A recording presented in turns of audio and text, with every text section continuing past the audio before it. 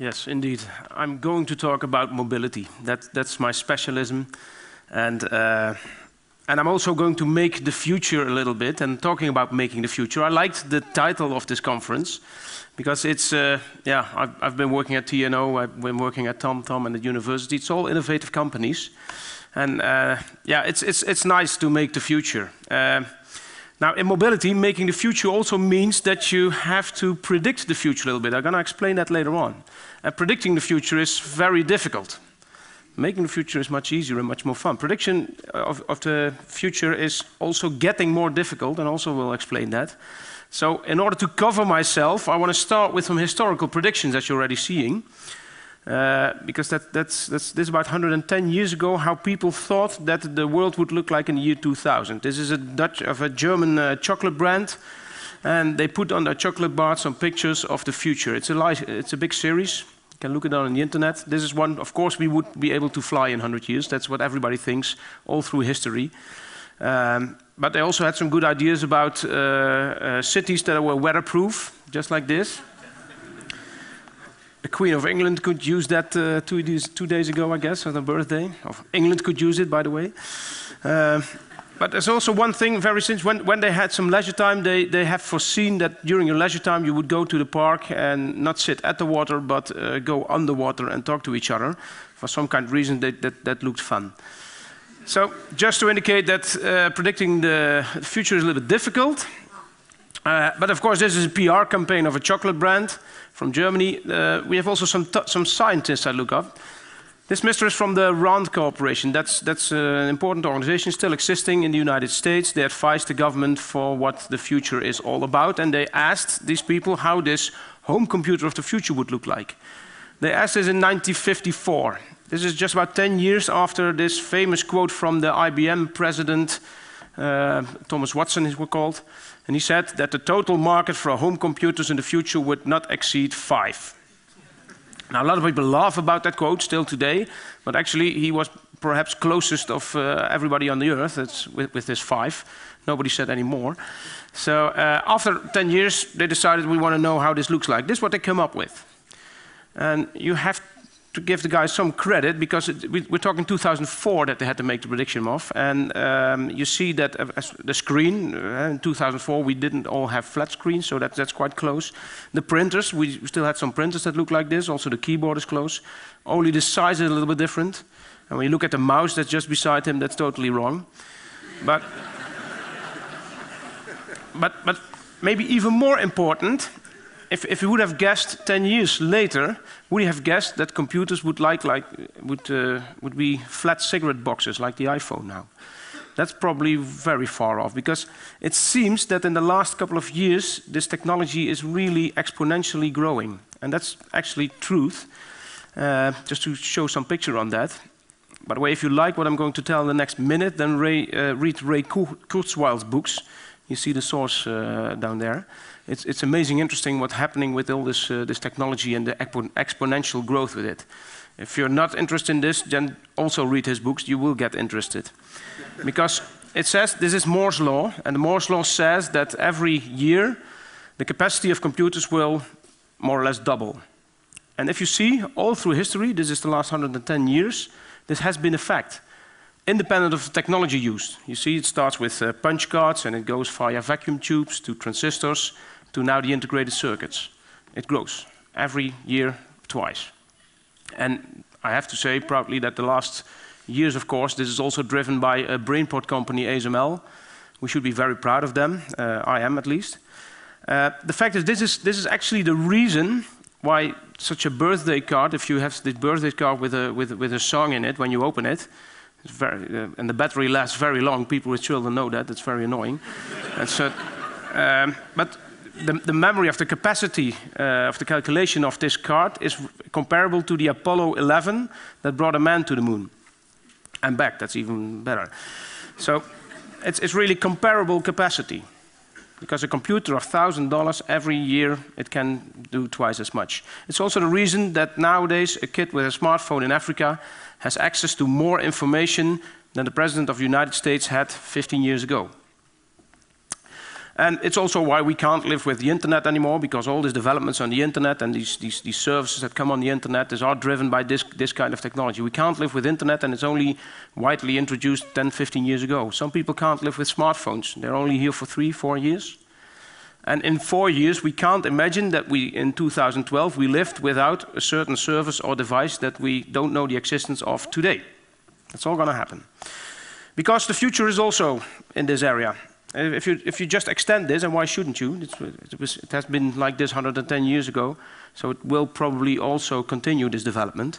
Then you will see that around 2020, a little bit later, we have a $1,000 computer that has just the capacity of a brain. And that's interesting because then shortly after that, probably we start re-engineering the brain, and again another couple of years we might be able to make a backup copy of our brain that also reacts just as we should react, and that also will be there when we are not there anymore. That's also an interesting thing. It gets scary. And it's also one of the reasons this technology breakthrough that all our life expectation goes up very fast. So during this one-day conference here, the life expectations of human mankind will raise about 7 hours, only today. Some people say that the first human being that will be 1,000 years old is already born. So that's interesting times. But let's get back to the ground here. Prediction of the future is very difficult, that's a fact. What should you do then, as a company or as a person? Make sure you're open for innovation, be fast, and be agile. Make sure that you can quickly turn around in order to follow new direction, because you can't predict what this direction exactly is.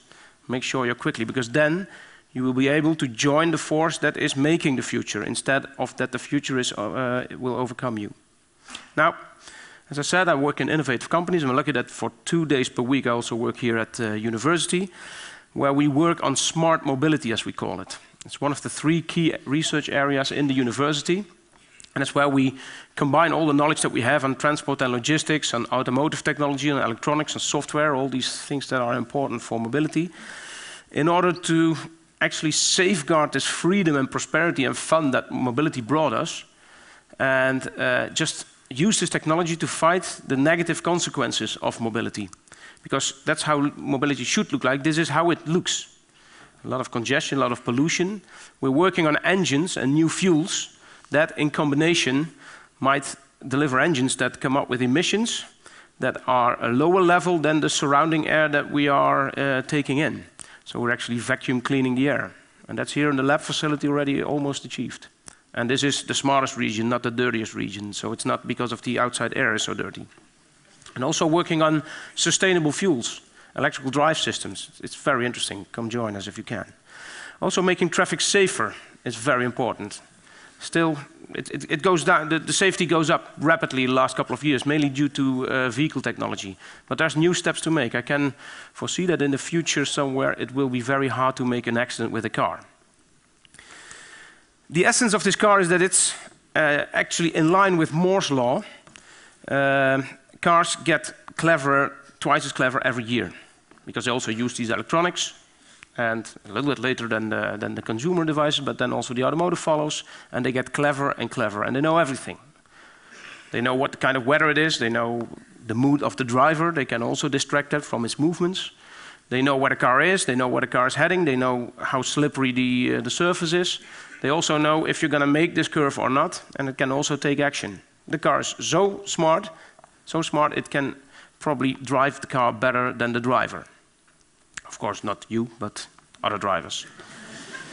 Now, the question is, how would this clever cars, this fantastic technology, be able to also fight congestion? Because we hate congestion, and everybody hates congestion. You hate congestion, but congestion is not caused by you, it's caused by all the other cars that are in your way. There's other cars that drive stupid. These cars stink. There are people that give you the finger. They cut you off. They tailgate you. It's terrible. They're horrible people, all the other drivers. And they don't take public transport. That's also a mistake of the other people. So, yeah, these other people are all horrible people. You hate them. But at the same time, as soon as you are a few hours later, these are the same people that keep the door open to you.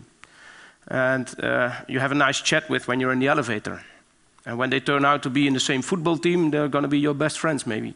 So as soon, because unlike in a car, then people will be connected. And as soon as people are connected, they start to be actually nicer to each other. And you actually see this on the mobility area. For this, if you get a warning from a car at the other side of the street that there's a speed bump, then it's you and the other drivers connected against the police and warning each other for speed traps. That's a typical thing. And somehow this community of motorcyclists also waves to each other because they feel connected somehow as well. Now, the next step, really what's happening now, and already heard it before, it's the internet, the Internet of Things now also achieving mobility, because these very smart cars now start talking to each other. And these cars, with all their wisdom, now can also warn other cars what's happening in front, and they can also automatically keep distance. And this is yet another thing, an improvement, and making mobility more safe, making the future of mobility also more clean and much more comfortable. Now at TomTom, this is exactly what we invested in, connecting different drivers with each other. Doing so, you can also make your own future. Because the future, when your future on the road is just a couple of miles ahead of you. And there are people a couple of miles ahead of you experiencing your future. And maybe they have information that I can use. You know, things what you want to do is try to connect these people with each other, or leave the information that they have, and they will be able to also change their future if necessary. Now, the idea as such is actually simple. We have TomTom systems with small SIM cards in it, so they just call every now and then with our back office, every 1, 2, 3 minutes. And yeah, when they call, then we get 60, 120 or 180 positions in, because they know where they are, and it is all anonymous, because it's already anonymized before it enters our building. And this is very strictly checked and audited, and that's very important as well, because you don't want to trace anything of this information back to an individual. We don't want to do that.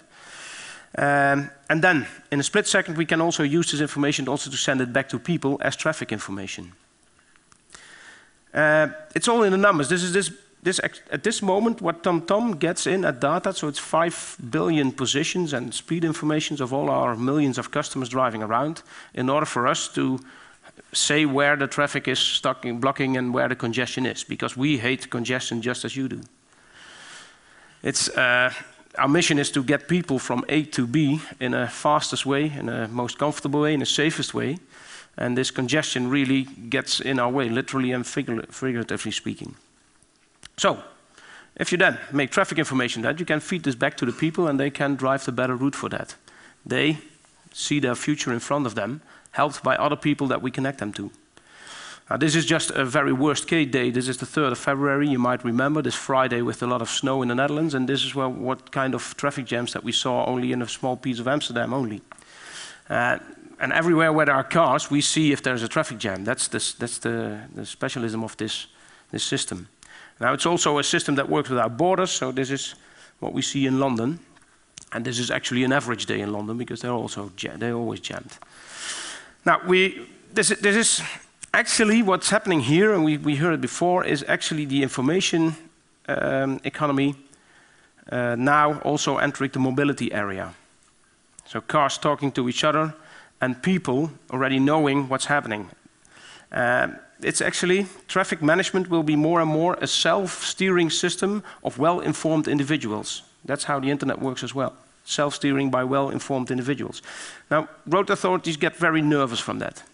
Already 20 years ago, when Philips here in Eindhoven started with car navigation, they saw it coming. They say, okay, that's maybe not good, because if people have an individual advice to go left, and we, with our big signage, hope that they would go right, then 95% of these people will go left, because that's an individual advice. And in fact, it is. Individual advice are being followed up much higher. These 5% that do not follow up the individual advice of a navigation system also don't listen to the public signing. They just go straight ahead because they know better. But okay, that was it. So they thought, road authority thought, okay, this is the end of traffic management. This will be a big chaos. But science of independent research already has shown that the use of navigation systems, for instance, already leads to 10–15% less miles and less fuel consumed, because people are much more relaxed when they know what their arrival time is, and much other effects. So we already save fuel, we save time, but we mainly also save accidents, because it's much safer driving with navigation systems around. And so we are helping the government with their mission. That's only the first thing. Now the second phase that we're doing is, because of this information that people know where the congestion are, they start, because of the quality of the information, they start adapting their behavior. And they might take another route. And you only have to get 1% out of a traffic jam, and it will go down with 5 to 10%. So that's a very strengthening effect, and they will also solve the problem. And last but not least, if people see that this information is correct, it's a very good marriage, this information, with the fact that people also have more flexibility in their working hours, and they might decide to work an extra hour at home. These are all effects that are now increasingly, we already see this in the figures, traffic jams are going down, not only because we're building new roads, it's mainly because people are more flexible and have the better information to adapt their behavior. Now the last, what we're doing with the government is work together with them. Look at this data.